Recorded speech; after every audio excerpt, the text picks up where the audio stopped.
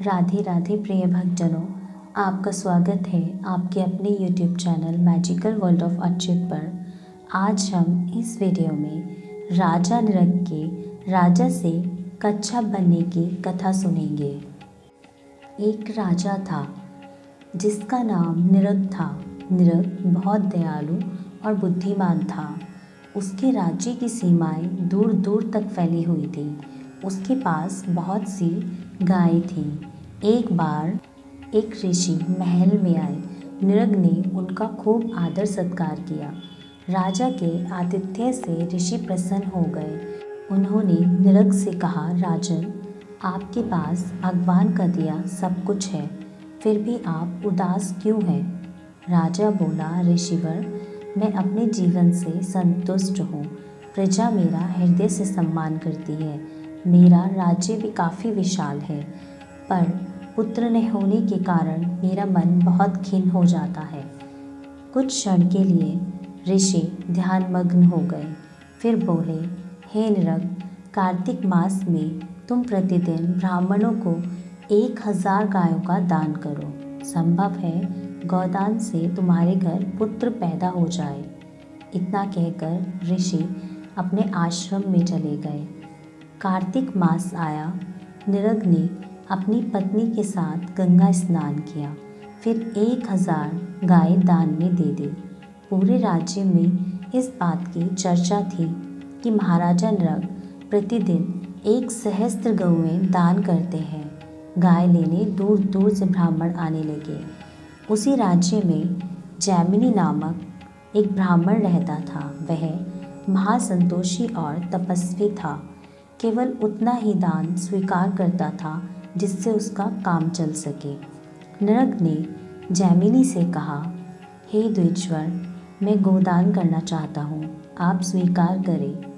अगले दिन निरग ने गंगा स्नान करके एक सुंदर बछड़े वाली गाय जैमिनी को दान कर दी। जैमिनी गाय लेकर अपने घर की ओर चल दिया। रास्ते में सेना के एक हाथी को देख गाय रस्सा छुड़ाकर भाग गई। जैमिनी उसके पीछे पीछे दौड़ा। वह चिल्लाता जा रहा था, माँ, मुझे छोड़कर मत जाओ, मैं तुम्हारी सेवा करूँगा। पर गाय नहीं रुकी। जैमिनी ने काफ़ी तलाश किया, लेकिन गाय नहीं मिली। जैमिनी को बहुत दुख हुआ।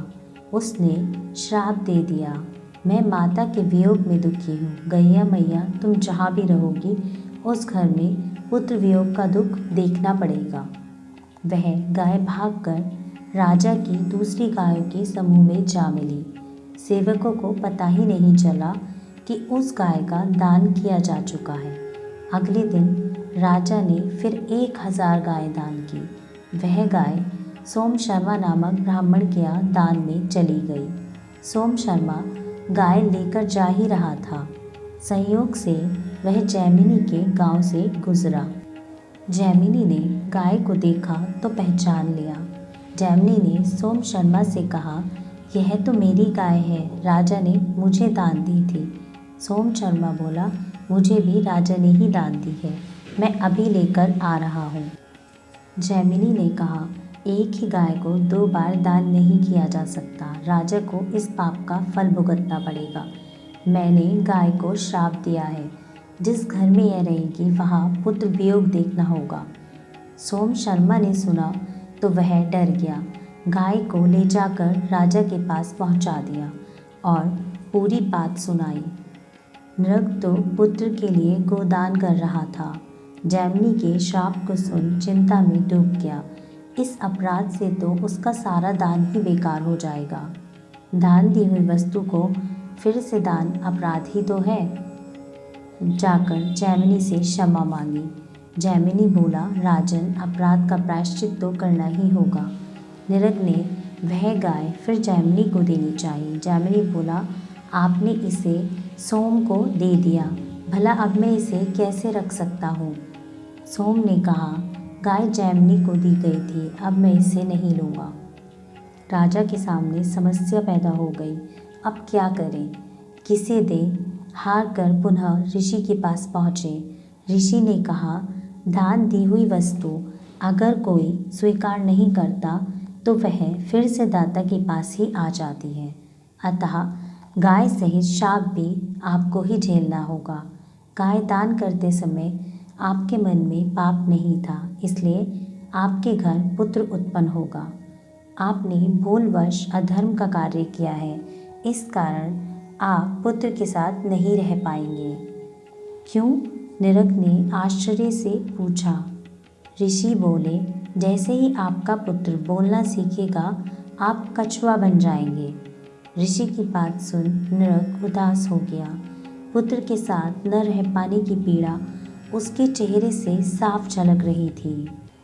राजा को दुखी देख जैमिनी को दया आ गई। बोला, राजन, गाय की सेवा करने वाला कोई योगी ग्वाल बाल जब तुम्हें छू देगा तो तुम अपने पूर्व रूप में आ जाओगे।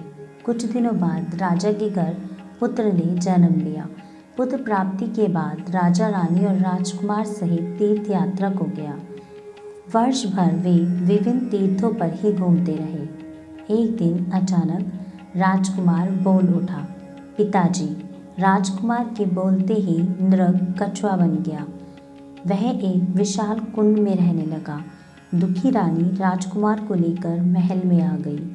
वर्षों बीत गए। राजकुमार बड़ा हो गया। राजा नृग कछुआ बन कुंड में निवास करता रहा। उन्हीं दिनों भगवान श्री कृष्ण मथुरा छोड़ द्वारिका चले गए थे। उनके साथ अन्य यादव भी द्वारिका आ गए थे। एक दिन यादवों के बालक खेलते खेलते उस कुंड के पास जा पहुँचे जहाँ नृग कछुए के रूप में निवास करता था। बालकों ने देखा तो हैरान रह गए। इतना बड़ा कछुआ उन्होंने पहली बार देखा था। जाकर श्री कृष्ण को खबर दी। श्री कृष्ण उनके साथ कुंड तक आए। कछुए को अपने हाथ से बाहर निकालने लगे। योगेश्वर, श्री कृष्ण तो सच्चे गौ सेवक ही थे। उनका स्पर्श होते ही कछुआ पुनः राजा नृग के रूप में आ गया। उसने भगवान के चरण स्पर्श किए। अब राजा नृग श्राप से पूरी तरह मुक्त हो चुका था। वह अपने नगर को लौट आया। राजा के आने से नगर में उत्सव जैसा वातावरण हो गया। राजा की वापसी का संदेश सुन ऋषिराज भी महल में आए। उन्होंने कहा, जिस कुंड में राजा नृग ने कच्छप रूप में निवास किया है वह एक तीर्थ बन गया है। वह कुंड द्वारकापुरी के पास ककलास नाम से प्रसिद्ध है।